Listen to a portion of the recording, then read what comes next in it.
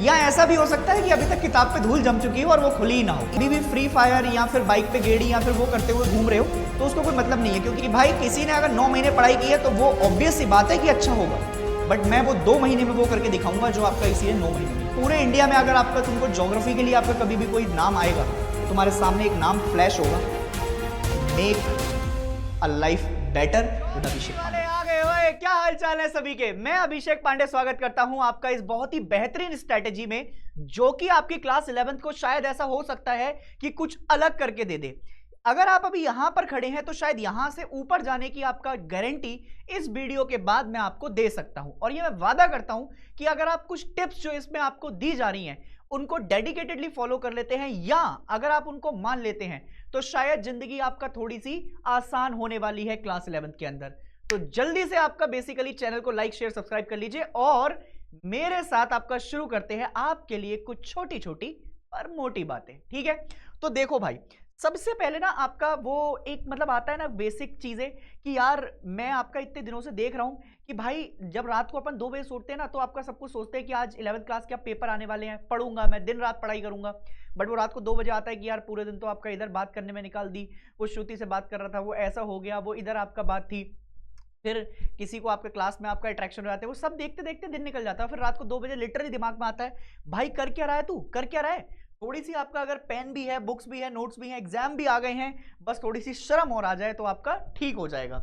तो भाई बच्चे आपका वही कह रहे हैं कि आप करें तो करें क्या, बताओ ना, हम करें तो करें क्या, हमें बता दो। तो मैंने कहा भाई सबसे पहले तो बेसिक चीज जो तुमको पता होनी चाहिए वो ये है कि भाई तुम्हें सबसे पहले अपनी किताबों पे से धूल हटानी है। वो धूल इसलिए हटानी है क्योंकि आपका ये जरूरी है कि आपको पहले बुक्स पता हो। कई बच्चों ने तो अभी बुक्स भी नहीं देखी होंगी, वो आपका टीचर ने नोट्स लिखवा दिए या किसी से आपका नोट्स मांगकर अपना काम चला रहे होंगे अभी तक। तो सबसे पहले आपके पास जो किताबें हैं उसमें 2 किताबें हैं, एक तो है फंडामेंटल ऑफ ज्योग्राफी और एक इंडियन वाली किताब है जिसमें आपके इंडिया के मैप, लोकेशन, क्लाइमेट वगैरह के बारे में आपको बता रखा है। तो अगर मैं ज्योग्राफी की आपका बात करूं, फंडामेंटल ऑफ ज्योग्राफी वाली जो किताब है आपकी, उसमें हमें जो चैप्टर्स का आपका डिस्ट्रीब्यूशन दे रखा है यूनिट वाइज सीबीएसई की तरफ से, ये मैं आपको फिर से कोट कर रहा हूं, सीबीएसई की तरफ से 2023-24 वाला जो आपका एक चार्ट स्ट्रक्चर आता है वो ऐसा है कुछ।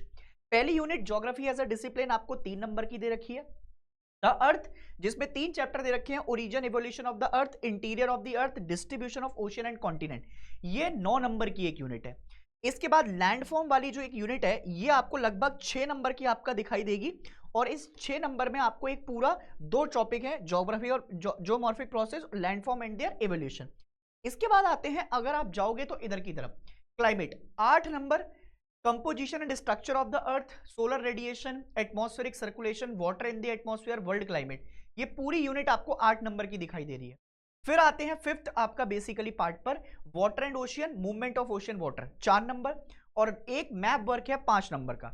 अगर देखोगे तो इस किताब से 35 नंबर दिखाई दे रहे हैं, 9 3 12 और 6 18, और उसके बाद आपका 18 8 26 और 4 30 और 5 35, एक किताब डन।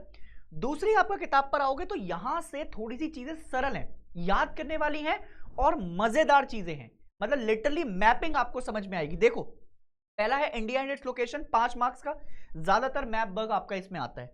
फिर आते हैं फिजियोग्राफी पर 13 नंबर, भाई 13 number, structure and physiography, drainage system, अगर ये समझ में आ गया तो लिटरली आपका जिंदगी सुकून में कटेगी, बहुत सुकून में कटेगी। इसके बाद आते हैं climate, vegetation and soil, 12 number की यूनिट है जिसमें क्लाइमेट, नेचुरल वेजिटेशन है, और फिर से natural hazard and disaster, map work 5 number का। अब देख लो, 5 और 13 18, ठीक है, इधर आ जाओ 12 30 और 5 35, ठीक है, ये फिर से आपका 2 किताबें बाइंड अप हो गई। अब तुम्हारे लिए मेरे पास छोटी छोटी चीजें हैं, ये जो आपका चीजें हैं ना जो अभी तक तुमने 8-9 महीने में नहीं की हैं, अगर तुम आपका अगले 2 महीने डेडिकेटेडली अपने आप को ये देकर काम करवा लेते हो कि मैं हूं जो हूं, आपका करके दिखाऊंगा, मैं अच्छा करूंगा, अच्छी चीजें आपका एनालाइज करूंगा, पूरे दिन बैठकर आपका पढ़ूंगा कि क्या मुझे निकल कर लेकर आने वाला है, कैसे आपका मेरी जिंदगी में चेंजेस आने वाले हैं। तो उसके लिए तुम्हें आपका जो अभी तक जो तुम छोटे छोटे फेलियर्स देखते आए हो, काश नंबर कम आ गए हो 10th क्लास में या 11th क्लास में अच्छे से पढ़ाई नहीं की हो, वो आपका सक्सेस में कन्वर्ट हो सकती है। और फिर उसके बाद मैं तुमको सिखाता हूं पढ़ने का फंडा। अब देखो, कुछ टर्म्स हैं, जैसे अगर तुम अभी पढ़ाई कर रहे हो तो तुमको आपका 2 तरीके के गोल्स में पढ़ाई करनी है, एक है शॉर्ट टर्म गोल्स और एक है long term goals. Long term goals भी बहुत ज्यादा लंबे नहीं होने चाहिए, वो 1 हफ्ते के होने चाहिए। और जो शॉर्ट टर्म गोल्स होते हैं उसको 1 दिन का रखना, और उसको भी 2 पार्ट में डिवाइड करना, एक सुबह वाला और एक शाम वाला। सब सब्जेक्ट को बराबर इंपॉर्टेंस देनी है, बट ज्योग्राफी को दिन में 3 घंटे तुम्हें डेडिकेटेडली आपका प्रिपेयर करने हैं, जिसमें से 1 घंटा तुम्हारा आपका होना चाहिए मैपिंग का, और 2 घंटे जो तुम्हारे होने चाहिए वो प्रॉपर चैप्टर के। और रात को आधा घंटा अगर और दे दोगे तो जिंदगी सोने पे सुहागा हो जाएगी। उसमें तुम्हें आपका क्या करना है, तुम्हें उसमें आपका आंसर राइटिंग देखनी है और एमसीक्यू लगाने हैं सैंपल पेपर से। सैटरडे और संडे को तुम्हें प्रॉपरली डेडिकेटेडली आपका मॉक टेस्ट देने हैं, जो कि अवेलेबल है बहुत सारी आपका ऑनलाइन साइट पर। अपन भी आपका क्वेश्चन दे रहे हैं, मैं तुम्हें आपका चैप्टर वाइज के बाद जैसे जो वन शॉट तुम्हारे लेकर आ रहा हूं। देखो सुनो मेरी बात, ये जो वन शॉट आपका तुम्हारे लिए आ रहे हैं ना, ये रामबाण है तुम्हारे लिए। अगर तुम सिर्फ इन्हें भी देख लोगे, सिर्फ इन्हें भी, तो जिंदगी बहुत सुकून से आपका कटने वाली है। और इसके अलावा एक रैपिड रिवीजन नाम की आपका चीज भी हम करेंगे, ये भी अगर तुमने कर ली तो ये मस्ट डू है, क्योंकि बेटा एंड में ना तुमको चैप्टर के क्रक्स भी अगर दिमाग में रह गए तो तुम कुछ ना कुछ बनाकर आपका अच्छे से लिख दोगे। और ये वो जर्नी होगी जहां पर तुम प्रॉपरली 100 की तरफ जाओगे, क्योंकि कुछ तो तुम्हारे टीचर के हाथ में भी है ना नंबर।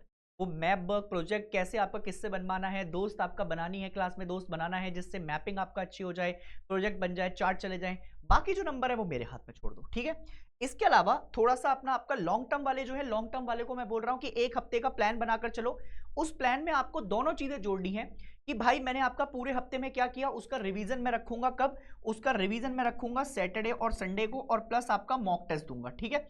इसके अलावा आपका फिजिकल शेड्यूल, देखो अभी तुम्हारी वो उम्र नहीं है कि तुम आपका बैठकर गेड़ियां मार रहे हो, या फिर आपका कहीं पर बैठकर वीडियो गेम खेल रहे हो, या फिर दोस्तों से आपका चैट कर रहे हो। मोबाइल की दुनिया से बाहर निकलकर एक्चुअल दुनिया देखो जो कि बाहर की है। तुम्हारा सब्जेक्ट भी ज्योग्राफी है, तो तुमको तो एक अलग ही एटमॉस्फेयर से आपका प्यार होना चाहिए। अगर ये तुमको प्यार है तो उसके लिए तुम्हें एक फिजिकल एक्टिविटी, चाहे कोई स्पोर्ट्स हो सकता है, चाहे कोई आपका बेसिकली अगर एक्टिविटी करते हो वो हो सकती है, कोकुलर एक्टिविटी में एंगेज हो वो कर सकते हो, ये जरूर मेंटेन करनी है अपने डेली शेड्यूल के अंदर। उसके अलावा एक बैलेंस शेड्यूल बनाओ, मतलब ऐसा ना हो कि खेल रहे हैं तो अभी भी खेल ही रहे हैं, खत्म ही नहीं हो रहा है, मेरे नेशनल खराब हो जाएंगे, मेरा जोनल खराब हो जाएगा। 2 टाइम उसको, बट पढ़ाई आपका छूटनी नहीं चाहिए। एक ऐसी आपका मोहतरमा जो कि गोल्ड, मतलब गोल्ड तो नहीं आ पाए, बट 2-2 ओलंपिक्स में आपका मेडल लेकर आई हैं, आप उनको देखिए और देखिए कि आपका कैसे वो पढ़ाई में भी अच्छी हैं और उसके अलावा आपका बाकी स्पोर्ट्स में भी अच्छी हैं। तो तुम्हें भी अपनी आपका एक अप्रोच जो रखनी है वो वैसी ही रखनी है। इसके अलावा अब जैसे मैं आपका बताता हूं कि जब मैं पढ़ाई करता था तो मैं ना पढ़ाई को थोड़ा फन बनाने की कोशिश करता था, कि निमोनिक्स आपका लिख के रख लिए कहीं पर, अच्छे अच्छे निमोनिक्स से आपका पढ़ाई कर ली, मैप आपका अच्छे कर लिए। जब वो अच्छे नोट्स होंगे और जब वो अच्छी आपका वाइब्स होंगी और जब वो फन नेचर होगा, तो वो एक अलग से आपका पढ़ने का मन करता है। नहीं तो फिर होता क्या है कि बोरिंग स्टडीज में आपका पढ़ाई का मन ही नहीं करता। इसके बाद आपका जो रिवीजन है, रिवीजन जिसको कहते हैं, it is mandatory mandatory mandatory. और इसके साथ पीवाईक्यू तो मिलते नहीं है मोस्टली 11th क्लास के, बट जो क्वेश्चन आए रहते हैं आपका स्कूल में, आपके सीनियर भी आपको बता देंगे। और उसके अलावा बाकी मैं भी करा रहा हूं कुछ जो रिपीटेड क्वेश्चन आपका, क्योंकि लीकर्स कहा है ना तुमने हमको, तो लीक करेंगे पेपर, टेंशन नहीं लो। तो वो जो रिवीजन है वो मैंडेटरी है। मेंटल वेलबींग, देखो एंड टाइम तक आते आते ना प्रेशर बहुत हो जाता है कि इतना सिलेबस है, ये है वो है, फिर जब हम जो याद करते हैं ना वो भी रिटेन नहीं हो पाता है। तो तुम्हें सबसे पहला फोकस ये करना है कि भले ही आपका तुम्हारे चैप्टर 22 हो, 21 हो, 20 हो, तुम भले ही उसमें से आपका 15 चैप्टर पढ़ो, बट वो चैप्टर ऐसे पढ़ने हैं कि जिसमें आपका तुम्हारा काम डन होना चाहिए, बिल्कुल एकदम खतरनाक तरीके से आपका वाइब्स आनी चाहिए। क्योंकि कम पढ़ोगे, रिटेन ज्यादा होगा, तो पेपर में नंबर अच्छे आएंगे। सब पढ़ लोगे, नंबर आपका फिर भूल गए पेपर में जाके, या लिख नहीं पाए, अप्रोच नहीं आ पाई वैसी, तो फिर सब दिक्कत हो जानी है। सब सब मतलब आपका करे कराए पे पानी फिर जाएगा, वो नहीं करना है, ठीक है। तो इसके लिए अपनी मेंटल वेलबींग बहुत अच्छी रखनी है, योगा करना है, थोड़ा सा मेडिटेशन भी कर सकते हो, खेल सकते हो, और दिमाग को आपका शांति रखनी है। Create a good vibes with your friend, बात करो उनसे, थोड़ा बहुत टाइम फैमिली को भी दो, वो चीजें आपके पेपर में हेल्प करने वाली हैं। इसके बाद आपका जैसे अगर तुम्हारे टारगेट्स पूरे हो जाते हैं, तो हम सोच में रहते हैं कि जिस दिन 12th में मेरे 99 नंबर आएंगे उस दिन दुनिया को दिखाऊंगा, उस दिन अपनी सेलिब्रेट करूंगा विन। नहीं सर, नहीं। आपको आज जो आप कर रहे हैं ना, इसमें जो छोटी छोटी आपका विंस है, उन विंस को आपका रखना है, क्योंकि you are going to do what is called as smart work rather than doing गधा मजदूरी। समझ गए मेरी बात? तो स्मार्ट वर्क में आपकी छोटी छोटी विंस को सेलिब्रेट करो, काम करने का मन करेगा। समझ रहे हो मेरी बात? और उसके बाद एक जलन की भावना नहीं रखनी है दूसरों से कि उसने इतना पढ़ लिया है, उसके मेरे दोस्त आपका इतना कर गया, ये रख गया। Create a healthy competition. कि भाई अगर तूने आपका इतना पढ़ा है ना, तो मैं अभी आपका 1-2 महीना पढ़ूंगा, अगले 1 महीने में उसमें तेरे बराबर, तो अगर भले ही आपका लेके आ पाऊँ ना, तो उससे आगे भी आपका आ सकता हूँ, बट एटलीस्ट इतना कर दूंगा कि तेरे बराबर आपका खड़ा हो जाऊं। तब आएगा मजा, कि पूरे साल पढ़ाई करने के बावजूद तुम 1 महीने में पढ़ाई कर रहे हो, तो मजा क्रिएट हो गया। और मतलब आपका क्या करो, कुछ आपका अपने मतलब आपका ना सेट को आपका डिवाइड कर लो कि वीक 1 to 4 में आपका अभी लगभग आपका अपना सिलेबस कंप्लीट कर लो फटाफट से, है ना। कि मतलब आपका तुमको ये 3 हफ्ते में कर लो आपका सिलेबस कंप्लीट, और आखिरी के 2 हफ्ते जो रखोगे ना तुम, ये 3 हफ्ते कर दो इसको, और आखिरी के 2 हफ्ते में तुम सिर्फ आपका क्वेश्चन प्रैक्टिस करना, आंसर राइटिंग करना, और आंसर राइटिंग जरूर करना। मैं फिर से बोल रहा हूं, आंसर राइटिंग इज मैंडेटरी। अगर वो नहीं करोगे तो आपका दिक्कत है। और रिवीजन पे मेन फोकस रखना, रिवीजन इज मैंडेटरी। अगर तुमने रिवीजन नहीं किया तो मैं बता रहा हूं कि एंड टाइम पर तुम मुझे याद करोगे पेपर में कि एक इंसान था जो बार बार कह रहा था कि रिवीजन और पेपर लगाने हैं, जिनके बाद आपका क्वेश्चन बनेंगे। और जो क्वेश्चन और वन शॉट मैं करा रहा हूं, ये पेपर से पहले जरूर देखकर जाने हैं। अगर नहीं देखा तो कुछ ऐसा मिस कर जाओगे जो कि आपका तुम्हारे पेपर में तुमको टॉपर बनने से रोक सकता है। तो प्लीज उस पर आपका फोकस जरूर करना, ठीक है। उसके बाद the only thing which you need to remember is you are the warrior.